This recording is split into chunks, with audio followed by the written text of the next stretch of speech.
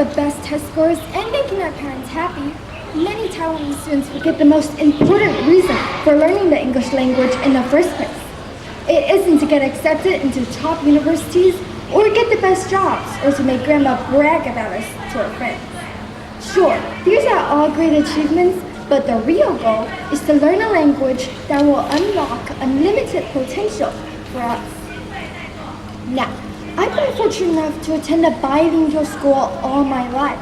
Being around teachers from all over the world has shown me how far-reaching the language has become. I have had teachers from California, England, and 2 from South Africa. Even though their countries are all far away from each other, they all unite under a common language. And every year, our school holds a special event with guest speakers from all over. These foreign speakers always have 3 things in common. They all are teachers of some kind. They all look a little uncomfortable under Taiwan's hot sun. And they all speak English. These experiences have taught me that learning English is more than just another subject to pass at school. But it wasn't until 4 years ago, when my mother and I began traveling often to Malaysia, that I got a real taste of the experiences it could provide me. 3,000 kilometers from here, in the night market in Kuala Lumpur, my mother and I met a little old lady named Kwan, who makes the best beef noodle soup in the entire world. With kind eyes and fiercely proud of her shop, she suggested we try her secret family recipe. It was incredibly delicious, and we told her so. She seemed really happy, but still wouldn't tell me the recipe. Okay, I guess speaking English can't get you everything. Now, my mother and I don't speak Malay, nor do we speak any of the 137 native languages spread around the country, aside from Chinese, of course. So when you really consider everything, you realize just how many opportunities, not just a second language, but the world's common language of English, delivers. Had we both not spoken English, I wouldn't have known the kindness of the elevator man who guided my mother and I to the observation deck of the world-famous Petronas Towers. With a beaming smile, he told me he also had a daughter my age who is also studying English and getting excellent grades. It wasn't a profound conversation, but his pride for his daughter left an impression on me. It is these moments that opens up my eyes to the wider world. There are moments from foreign cultures, things I cannot find saying safely at home and speaking only Chinese.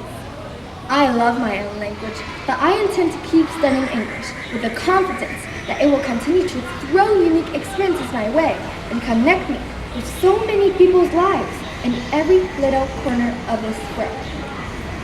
Speaking one language puts you in a corridor. 2 languages opens up some doors. English, with over 2 billion speakers worldwide, is perhaps the skeleton key that opens up the most. Thank you.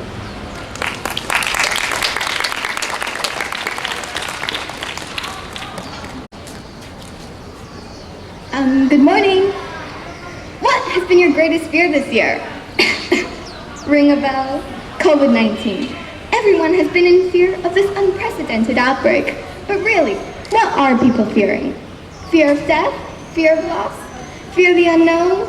Or fear of losing control? This pandemic has rocked the world and ingrained itself in everyone's psyche. We have been conditioned to wash hands, wear a mask, keep social distancing, and self-isolate. Unfortunately, many nations haven't adhered to these basic rules and have fallen ill to the COVID terror. But Taiwan, through these dark times, has emerged as a beacon of light on how to combat this virus. I'm so grateful to live in Taiwan and witness how Taiwan has stood calmly but cautiously while facing this serious threat. Our government took early action by educating people to follow public precautionary measures through daily media coverage. They also planned ahead to ensure masks could be distributed evenly to everyone. Now going back to school after Chinese New Year was scary, but my fears were soon put at ease because of everyone's positive and cautious attitude. We are required to take our temperatures and wash our hands as soon as we come into school. We are also required to wear a face mask, both students and teachers alike. These simple actions don't seem worth mentioning, but it's these basic actions that have kept us safe till this day. I was born in England, and it has saddened me to see and hear how my family has suffered greatly from this virus. The warnings and precautions all came too late, resulting in a widespread of the disease and the lockdown of London. This caused many well-known companies to close down. The National Health Service was also overwhelmed, and some patients were even turned away.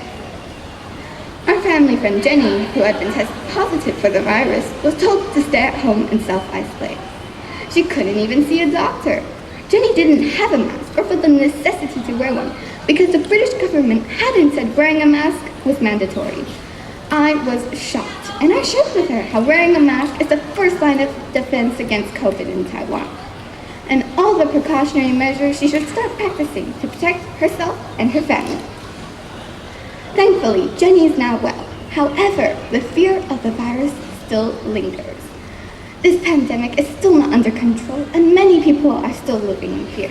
But really, in my opinion, I believe that we should turn our fear to fuel by simply working together to stop the spread. Don't take chances and don't take the warning lightly. Remember that each individual's action will affect the course of our world. This is a global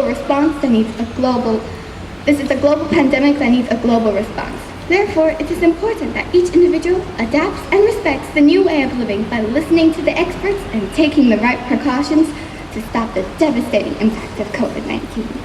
To end with a quote from Helen Keller, "Alone we can do so little, but together we can do so much." Stay alert, stay considerate, and stay safe. Thank you for listening.